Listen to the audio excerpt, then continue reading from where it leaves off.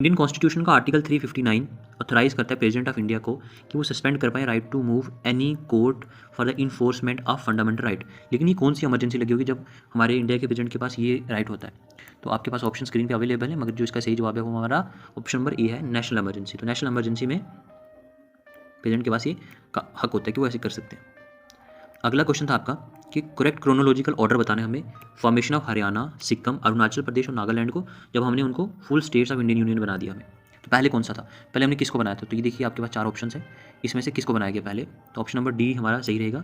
सबसे पहले Nagaland, then Haryana, then Sikkim और लास्ट में अरुणाचल प्रदेश को स्टेट का दर्जा मिला। थोड़ी सी डिटेल जान लेते हैं हम लोग कि नागालैंड को स्टेट बनाया गया था 1963 में, हरियाणा को 1966 में, सिक्किम को 75 में और अरुणाचल प्रदेश को 1987 में बनाया गया। अगला क्वेश्चन है हमारा, जो स्पीकर है, the speaker of Lok Sabha can ask a member of house to stop speaking and let another member को वो कह सकते हैं बोलने के लिए। तो इस फिनोमिना को क्या कहते हैं हम लोग? जब स्पीकर एक बंदे को बोलता है कि आप 2 मिनट के लिए खामोश रहिए, दूसरे वाले को बोलेगा कि आप बोलिए, तो इसे क्या कहते हैं? तो इसके पास ऑप्शन आपके पास सामने है, मगर इसे बोलेंगे yield the floor, yielding the floor. इसमें वो एक बंदे को कहेंगे आप चुप रहिए, दूसरे को मतलब 2 मिनट के लिए चुप रहिए, दूसरा बोलेगा। तो देखिए इसमें कुछ है, हम पढ़ ले सकते हैं इसको कि किसमें यहाँ पे किस किस का मतलब क्या है। यील्डिंग द फ्लोर का मतलब क्या, क्रॉसिंग द फ्लोर का मतलब क्या है, और पॉइंट ऑफ ऑर्डर और कॉलिंग अटेंशन मोशन किसको कहते हैं। नेक्स्ट क्वेश्चन है, बाय विच कॉन्स्टिट्यूशनल अमेंडमेंट, वो कौन सी कॉन्स्टिट्यूशनल अमेंडमेंट एक्ट था was the number of Lok Sabha seat को इंक्रीज किया गया, कि पहले 525 होती थी तो बाद में 545 कर दी गई। तो वो कौन सी अमेंडमेंट एक्ट, तो कौन सी अमेंडमेंट थी वो? तो देखिए हमारी वो अमेंडमेंट थी, डी ऑप्शन सही रहेगा, कॉन्स्टिट्यूशनल अमेंडमेंट जो 31st थी। तो जो 31st अमेंडमेंट के बाद हमारी जो सीट थी वो 525 से बढ़ा करके वो उनको बढ़ा करके 545 पे लेके गए। ओके, नेक्स्ट क्वेश्चन देखते हैं हम लोग। फर्स्ट बैकवर्ड जो क्लास कमीशन था उसको कब अपॉइंट किया जाता है? ऑप्शन हमारे पास सामने हैं, मगर हम इसका जो सही जवाब है वो कौन सा है? ऑप्शन नंबर सी, जिसका नाम है काका कालेकर। देखिए इसके बारे में भी डिटेल जाननी है तो देख सकते हैं आप। Disqualification of member of parliament या फिर स्टेट लेजिस्लेचर का डिफेक्शन के ग्राउंड पे वो कौन से इंडियन कॉन्स्टिट्यूशन के शेड्यूल में बताया गया? तो दोस्तों इसका सही जवाब है option number A, 10th schedule में। थोड़ा सा इसके बारे में जान लेते हैं हम लोग कि जो इंडियन कॉन्स्टिट्यूशन का 10th शेड्यूल है, जिसको ऐड किया गया था 52nd अमेंडमेंट के थ्रू, जो हुई थी 1985 में, इसमें एक प्रोविज़न है डिस्क्वालिफिकेशन का, अगर डिफेक्शन होएगी तो उसके बेसिस पे। अब 11th शेड्यूल को इंडियन कॉन्स्टिट्यूशन बनाया गया था 73rd अमेंडमेंट के थ्रू, वो साल था 1992 का, जिसमें पंचायती राज आता है। 7th शेड्यूल कॉन्स्टिट्यूशन का जो गेव करता है allocation of power and function between the union and state legislature. It contains 3 list, इसमें 3 लिस्ट हैं, जैसे कि यूनियन लिस्ट जिसमें 97 सब्जेक्ट्स हैं, स्टेट लिस्ट 66 सब्जेक्ट्स हैं और कंकरेंट लिस्ट में 47 सब्जेक्ट्स। आगे चलेंगे हम लोग, तो हमारे पास क्या है, 12th schedule by the constitution amendment 74th और साल था 1992, इसमें म्यूनसिपल कॉर्पोरेशन। ठीक है, तो सवाल पे फिर से आते हैं। क्वेश्चन में ये पूछा गया था कि डिफेक्शन कौन से शेड्यूल में आती है, तो डिफेक्शन हमारी 10th शेड्यूल में आती है। चलिए आगे चलते हैं हम लोग। The provision of concurrent list, concurrent list हमने पढ़ ली, concurrent list, the provision of concurrent list जैसे freedom of trade, commerce and intercourse and joint sitting of 2 houses of parliament are borrowed from. ये हमने कंकरेंट लिस्ट का, freedom of trade का, commerce का, इन सारी चीज़ों को, या जॉइंट सिटिंग के जो प्रोसीजर्स लिए हमने पार्लियामेंट में, ये हमने कहाँ से लिए, कौन सी कंट्री के कॉन्स्टिट्यूशन से लिए? तो इसका ऑप्शन नंबर बी जो है वो सही जवाब है। तो इसके बारे में थोड़ी सी डिटेल में जान लेते हैं। हमने ऑस्ट्रेलियन कॉन्स्टिट्यूशन से एक्चुअली में लिया क्या है, इसको कहते हैं principle of cooperative federation, freedom और inter state relation, commerce, intercourse idea and on the concurrent list. ये सारी चीज़ें हमने ऑस्ट्रेलियन कॉन्स्टिट्यूशन से ली है। वहीं पे कुछ चीज़ें हमने यूके कॉन्स्टिट्यूशन से भी ली हैं, कुछ यूएस कॉन्स्टिट्यूशन से और कुछ एरिश कॉन्स्टिट्यूशन से। तो वो क्या क्या चीज़ें हैं आप पॉज करके इन्हें पढ़ सकते हैं। आर्टिकल 169 जो इंडियन कॉन्स्टिट्यूशन का है, article 169 of constitution makes the provisions for the abolition और द क्रिएशन ऑफ।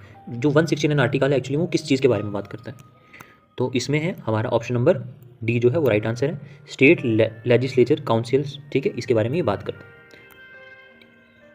थोड़ा सा इसके बारे में जान लेते हैं। लेजिस्लेटिव काउंसिल इन स्टेट्स जो है वो आर्टिकल 169 में आती है, और आर्टिकल 81 स्पेसिफाई करता है कि number of seats for the Lok Sabha, कि लोकसभा में कितनी सीटें एलोकेशन की जाएगी। और आर्टिकल 51A जो है वो फंडामेंटल ड्यूटीज़ के बारे में बात करता है, और आर्टिकल 80 जो है वो स्पेसिफाई करता है number of seats of the Rajya Sabha.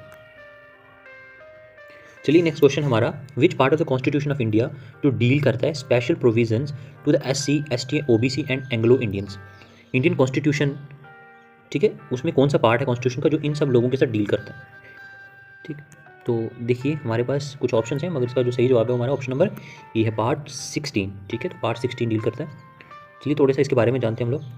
जो पार्ट 16 है, पार्ट 16 जिसमें आर्टिकल 330 से लेके 342 तक आते हैं, वो डील करता है किसके साथ, with special provisions to certain classes के तक। जैसे पार्ट 6 जो है वो प्रोविजन स्टेट्स के साथ डील करता है, पार्ट 18 जो है वो इमरजेंसी के साथ डील करता है। चलिए आगे वाला क्वेश्चन देखते हैं हम लोग।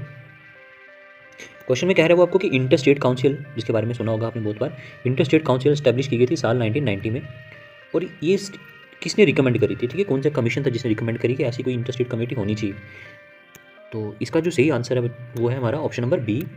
ठीक है जी, तो थोड़ा इस कार्य कमीशन के बारे में जान लेते हैं हम लोग। चलिए, इंटर स्टेट जो काउंसिल था वो स्टैब्लिश की गई थी 1990 में, और इसमें रिकमेंडेशन दी थी इस कार्य कमीशन ने। ये कमीशन 1983 को शुरू हुआ था और ये 1987 को इसकी जो स्टडी जो थी वो कंप्लीट हो गई थी, जो भी इन्होंने रिकमेंडेशन देनी थी, जो भी इनका काम था। तो कंप्ट्रोलर एंड ऑडिटर जनरल जो इंडिया के हैं उनको रिमूव किया जा सकता है उनके ऑफिस से। जिस तरह से किसको रिमूव किया जा सकता है, हाई कोर्ट के जज को, प्राइम मिनिस्टर को, या सुप्रीम कोर्ट के जज को, या फिर इनमें से किसी को भी नहीं। तो इसका जो सही आंसर है हमारा ऑप्शन नंबर सी है, सुप्रीम कोर्ट के जज को। तो कह रहे हैं कि इन दोनों को इसी तरीके से बाहर निकाला जा सकता है, इनके ऑफिस से हटाया जा सकता है जिस तरीके से हम लोग सुप्रीम कोर्ट के जज को हटा सकते हैं, जो कॉन्स्टिट्यूशंस में लिखा गया है। चलिए आगे देखते हैं। एक प्रोसीजर है, a procedure whereby a proposed legislation is refer to a electorates for the settlement by their direct vote is called. तो एक इस तरह का प्रोसीजर जहाँ पे प्रपोज किया जाता है लेजिस्लेशन को, ठीक है, तो उसको क्या कहते हैं, तो उसे कहते हैं कि रेफरेंडम। अब क्या होता है रेफरेंडम, थोड़ा सा इन पॉइंट्स के बारे में जान लेते हैं हम लोग। रेफरेंडम वो होता है a public vote with a possibly legally binding consequences. ठीक है, तो उसके बाद अगला था हमारा ऑप्शन रीपेट्रेशन का मतलब होता है sending back someone his country. तो हम किसी बंदे को फिर से उसकी कंट्री में ओरिजिन में भेज देंगे, जैसे कि कोई इलीगल माइग्रेशन करके या बिजनेस वार बंदा आया था तो उसे भेज देंगे।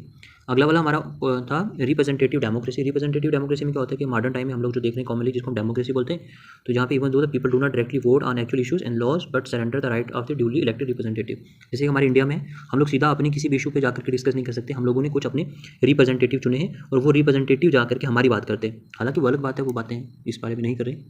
अगले देखते हैं हम लोग रिपब्लिक।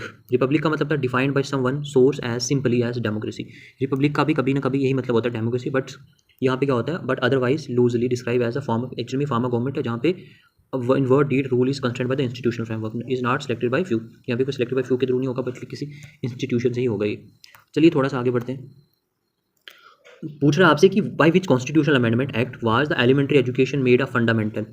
ठीक है, तो जो आर्टिकल 21A के अंडर आप सुनते हैं कि एजुकेशन जो है वो आपकी फंडामेंटल हक है, तो आपसे एजुकेशन लेने का कुछ ही नहीं सकता। वो कौन सी कॉन्स्टिट्यूशनल अमेंडमेंट के थ्रू आया, ये ऐसा क्वेश्चन है जो आप सब लोगों को पता होना चाहिए। इसका आंसर है option number B 86 constitutional amendment 2002। तो 2002 में ऐसा हुआ था। तो थोड़ा सा पढ़ लेते हैं इसके बारे में कि 86 कॉन्स्टिट्यूशनल अमेंडमेंट जो 2002 में हुई थी, उसमें राइट टू एजुकेशन दिया गया था। जब तक आप 14 साल के होंगे तब तक हर बंदे को एजुकेशन मिलना चाहिए। और 81 अमेंडमेंट जो थी कॉन्स्टिट्यूशन की वो 2002 में हुई थी, जिसने एसटी और एससी की रिजर्वेशन की बात की थी। ठीक है, उसके बाद अगला था 88th अमेंडमेंट जो बात कर रही थी, एक्सटेंड कर रही थी security cover to for the levy and utilisation service tax के बारे में। और 1906 जो अमेंडमेंट हुई है उसने ऐड कर दिया वो एक वर्ड जो ओडिया हुआ करता था उसको आप ओडिया बना दिया। ठीक है, तो ये कुछ अमेंडमेंट थी। चलिए अगला क्वेश्चन देखते हैं हम लोग। Under the chapter of fundamental right, हमने फंडामेंटल राइट के बारे में सुना होगा। तो फंडामेंटल राइट्स में जो राइट है 15, 16, 19, 29 और 30, ठीक है, has been denies same to. इसको डिनाइज किस किया जाता है, जैसे कि हमारा ऑप्शन नंबर 20 में राइट है एलियंस की तरह, यानी कि यूएन चैप्टर जो फंडामेंटल राइट्स का right under 15, 16, 17, 19 and 30 has been denies the same to the aliens. ठीक है जी, ये किसको, एलियंस को डिनाइज किए जाते हैं। चलिए आगे बढ़ते हैं हम लोग। नेक्स्ट क्वेश्चन है कि which article of the constitution provides freedom to manage the religious affair. आप अपने हिसाब से अपने धर्म को प्रोपोगेट कर सकते हैं, उसकी पूजा कर सकते हैं, किसी भी भगवान को मान सकते हैं। ये कौन सा आर्टिकल आपको कहता है कि ये हक आपसे कोई छीन नहीं सकता। तो ये आर्टिकल आपका 26 कहता है। चलिए जानते हैं इसके बारे में, ये भी आपके लिए जानना ज़रूरी है। आर्टिकल जो 25 है इंडियन कॉन्स्टिट्यूशन का, फ्रीडम ऑफ रिलीजन की ये बात करता है। तो एक्चुअली में फ्रीडम ऑफ रिलीजन में हमारे 4 आर्टिकल्स आते हैं, 25, 26, 23 और 28। तो जो 25 वाला कह रहा है वो आपसे ये कहता है कि particulars of freedom of the concise and freedom of profession, practice, propagation of religion, जो भी मतलब जो आपकी मर्जी है। फिर दूसरा कह रहा है कि आपको अपने रिलीजियस अफेयर जो है वो मेंटेन करने की हक है, मैनेज करने की हक है। आर्टिकल 27 वो कह रहा है कि as a payment of tax for the promotion any particular region in the state of article. आप किसी को भी टैक्स दे सकते हो, आपकी मर्जी है, किसी को भी पैसा दो। इन दिस आर्टिकल, इसमें वो आपको कह रहा है article include freedom as to attend, आप किसी भी रिलीजियस इंस्टीट्यूशंस या इंस्ट्रक्शंस को जा करके अटेंड कर सकते हो। कोई भी आपको अगर भक्ति के साथ सुनने हैं, कहीं पे अजान सुननी है, कहीं पे गुरुबानी सुननी है, आपको हक है, आप कहीं पे भी जाके सुन सकते हैं, आपको कोई मना नहीं करेगा।